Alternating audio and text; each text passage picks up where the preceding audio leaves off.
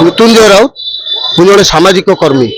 आज social media देखा पाइली माननीय राज्यसभा सांसद सुलता देव जो मान्यवर लोकसभा सांसद बैजयंत पंडा ऊपर जो टिप्पणी देइचंती सेटा सबुठ बड़ निंदनीय टिप्पणी। कारण ये टिप्पणी दबा पक्षे शोभा पाए ना, कारण से जड़े दायित्व संपन्ना सांसद। तेणु माननीय सांसद को आम बर्तमान ठार चेतई दौचु आगामी दिन में से कौन भूल टिप्पणी न दिंतु, से कार व्यक्तिगत मैटर से जिन से केवे उपस्थापन न करूँ कहीं काली सकाल भी सेमती किसी असुविधा हो पारे।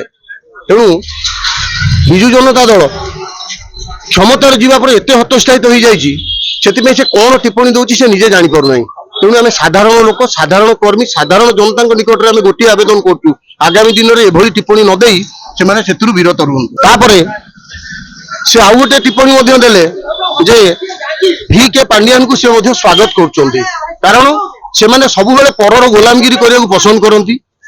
आम जाचु लोक प्रतिनिधि हेले साधारण लोकंर दायित्व नवा दरकार, किंतु सी सब बेले प्रशासनिक अधिकारी गोलामगिरी करने से जमा पछौना।